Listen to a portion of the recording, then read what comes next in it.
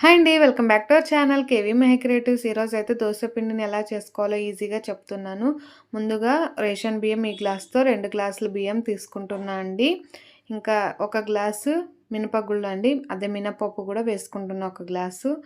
ఒక స్పూన్ మెంతులు వేసుకోవాలండి. 2 స్పూన్ల శనగపప్పు కూడా వేసుకోవాలి. ఇవన్నీ వేసుకోవడం వల్ల టేస్ట్ కూడా చాలా బాగుంటుంది. ఒక్కసారిగా మీరు కూడా ఇలా ట్రై చేయండి. ఇంకా వాటర్ వేసుకొని బాగా 2, 3 సార్లు కడిగేసుకోవాలండి. ఇంకా కడిగిన తర్వాత ఒక మంచి నీళ్ళు వేసుకొని నానబెట్టుకోవాలి. చూసారా, నెక్స్ట్ డే మార్నింగ్‌కి బాగా నానేసాయి. ఇప్పుడు ఒక మిక్సీ జార్ తీసుకొని మిక్సీ జార్‌లోకి ఇంకా వేసుకొని మిక్సీ పట్టుకోవాలండి. చాలా మెత్తగా వస్తుంది పిండి అనేది.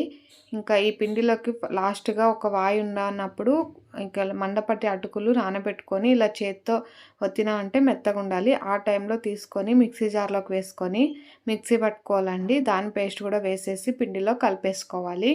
సో, ఫైనల్‌గా పిండి అయితే మనకు చాలా మెత్తగా ఉంటుంది. సో, ఇలా అయితే ఉంటుంది వీడియోలో చూపిస్తున్నట్లు. ఇంకా మనకు కొంచెం కొంచెంగా వేరే గిన్నెలోకి తీసుకొని కొంచెంగా సాల్ట్ వేసుకొని వంట సోడా వేసుకొని కలిపేసుకొని ఇంకా దోస అయితే వేసుకోవాలండి. చాలా బాగా వస్తుంది దోస అయితే. అచ్చం హోటల్ స్టైల్‌లోగా ఉంటుంది దోస. క్రిస్పీగా ఉంటుంది. టేస్ట్ కూడా బాగుంటుంది. మీరు కూడా ట్రై చేయండి. దోస బ్యాటరు ఇలా చేసుకోవడం వల్ల చాలా మంచిగా పిండి అనేది చాలా మెత్తగా ఉంటుందండి. ఇంకా ఆయిల్ వేసుకొని నేనైతే కడప ఎర్ర కారం దోస ప్రిపేర్ చేసుకోవాలనుకున్నా అండి. ఎప్పుడు తినే రొటీన్ దోసలా కాకుండా సో, ఇలాగా ఎర్ర కారం దోస చాలా ఇష్టము. నాకైతే చాలా చాలా అంటే చాలా ఇష్టం. సో, ఇంకా కారం వేసుకొని దోసకంతా స్ప్రెడ్ చేసుకున్నానండి. సో, ఫైనల్‌గా మన ఎర్ర కారం దోస స్పైసీగా చాలా బాగుంటుంది.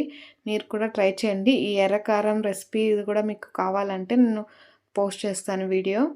సో, ఫైనల్‌గా మనకు దోస అయితే రెడీ అయిపోయింది. 2 పక్కల కాల్చేసుకుంటున్నా అండి.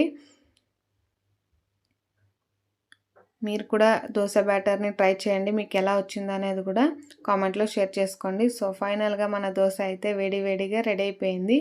దోసలోకి ఎర్ర కారంతో తిన్నామంటే ఇంకా సూపర్‌గా ఉంటుంది.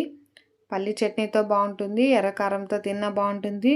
ఉత్తదే తిన్నా కూడా బాగుంటుందండి. సో, ఫైనల్‌గా మన దోస అయితే రెడీ.